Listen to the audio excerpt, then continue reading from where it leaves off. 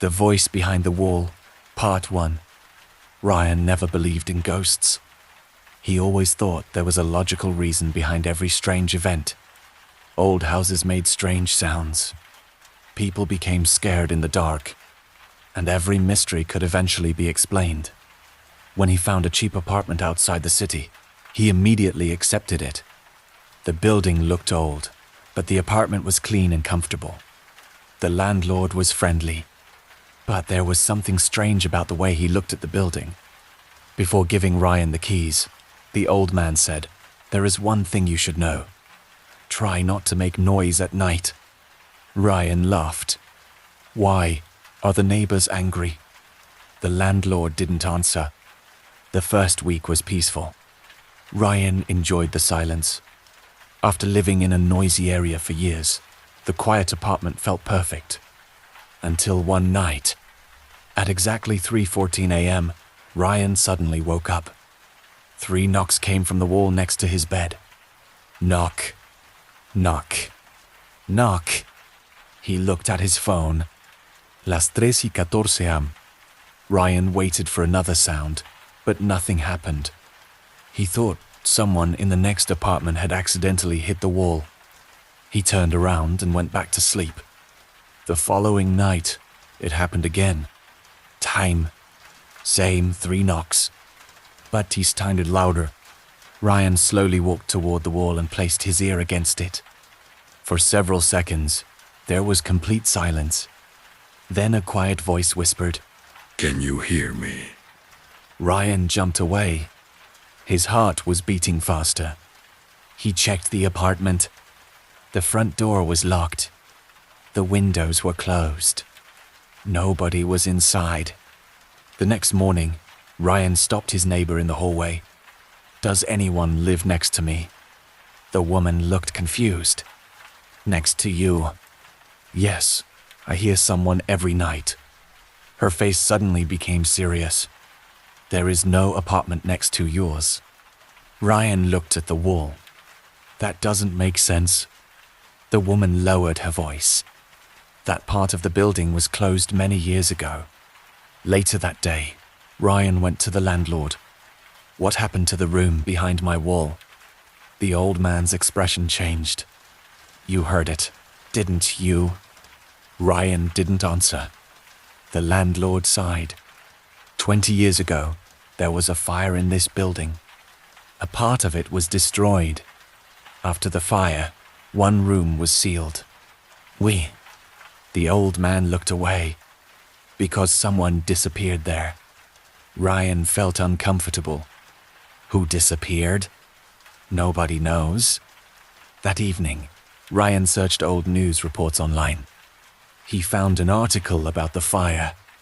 Several people escaped, but one person was never found. Muddy. No explanation. The final report contained one strange sentence. Before disappearing, the person reported hearing knocking from inside the wall. Ryan closed his laptop. He tried to convince himself that it was just a coincidence. But then his bedroom clock changed. Las 3:13 am. Ryan stared at the wall. A minute passed.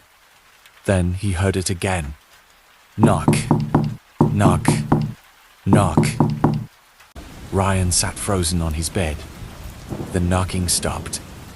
The apartment became completely silent. Then the whisper returned. "Can you hear me?" Ryan didn't answer. Something about the voice felt wrong. It sounded like someone asking for help. But deep inside he felt that he should not trust it. After a few seconds, the voice spoke again. "Please, help me." Ryan slowly moved closer to the wall. "Who are you?" The answer came after a long pause. "I have been waiting here." Ryan felt a cold shiver. Waiting for what? The voice became quieter. "For someone who could hear me." Suddenly, the light started flickering. The room became dark. Ryan grabbed his phone and turned on the flashlight. The beam moved across the bedroom. Nothing was there. Then he heard footsteps. Slow footsteps. They were coming from behind him. Ryan turned around quickly.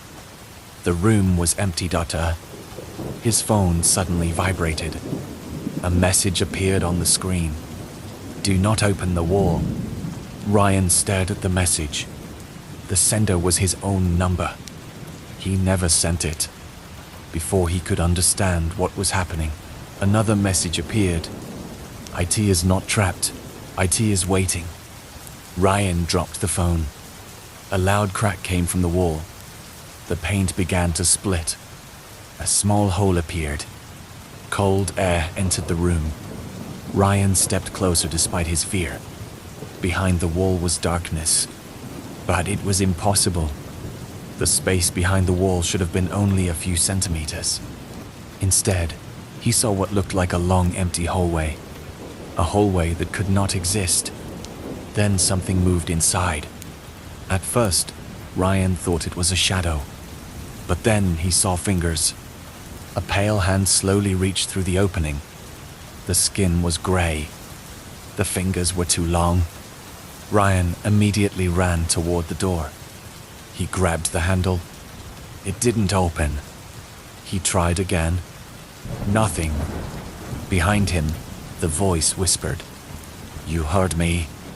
Ryan slowly turned around. The hand was gone. The hole was gone. The wall looked completely normal. Then the door opened by itself. Ryan ran outside and didn't stop. He stayed in his car until sunrise. When morning came, he returned with a construction worker. "I need you to check this wall," Ryan said. The worker looked confused but started examining it. After a few minutes, his expression changed. "This wall is hollow." Ryan looked at him. "Can you open it?" The worker stepped away. "No, The man looked nervous. "Because something is knocking from the other side." Ryan felt a terrible fear. The worker packed his tools and left. That evening, Ryan returned to his apartment. He knew he should leave immediately. But before packing his bags, he noticed something on the floor. Black footprints. They started at the wall. They ended beside his bed. There were no footprints going back. Ryan slowly looked at the wall. A dark shadow moved behind it. Ryan didn't sleep that night. He sat in the corner of his room, watching the wall until the sun came up. He knew something was wrong. The apartment was not haunted by a person. Something else was inside. Something that wanted to be released. As soon as morning arrived, Ryan packed his belongings. He decided to leave the apartment forever. He didn't care about the money. He didn't care about the contract. He only wanted to get away. But when he reached the door, he heard a whisper behind him. "Don't leave me." Ryan stopped. Slowly, he turned around. The room was empty. Then the wall started moving. The paint created strange shapes, like something was walking behind it. Ryan grabbed his keys and ran out of the building. That night, he stayed at a hotel far away. For several hours, everything was normal. Then the clock changed. Las 3:14 am. Ryan's phone turned on by itself. A message appeared. "I found you." Ryan threw the phone onto the bed. Another message appeared. "You opened the door." Ryan whispered. "I didn't open anything. Tad mom in the hotel. Knock. Knock. Knock." Ryan left the room immediately. The next morning, he went to the police. He explained everything. At first, nobody believed him. But one officer decided to check the old records of the apartment building. Several hours later, the officer returned with a strange look. "We found something." He placed an old document on the table. Ryan looked at the name written there. His face became pale. The missing person from 20 years ago had the same name as him. "That's impossible," Ryan said. The officer continued. "The disappearance happened on the same day you were born." Ryan couldn't speak. Then the officer showed him the final sentence from the old report. Someone is knocking from the other side. Ryan finally understood. The thing behind the wall was never asking for help. It was trying to escape. And somehow, it had been waiting for him. That evening, Ryan returned to the old apartment with the police. The building was empty. The landlord was gone. The neighbors had disappeared. Inside the bedroom, they found something impossible. The wall was covered with names. Hundreds of names. Every person who had lived in that apartment. At the bottom of the wall was a new name. Ryan. Suddenly. Knock. Knock. Knock. Everyone looked around. The sound was not coming from the old wall. It was coming from a new wall behind them. A wall that had never existed before. The lights went out. A voice whispered in the darkness. Now you can hear me forever. The next morning, the police found the apartment empty. Ryan was gone. There was no sign of a fight. No broken doors. No explanation. Only one message remained on the wall. Never answer the knocking.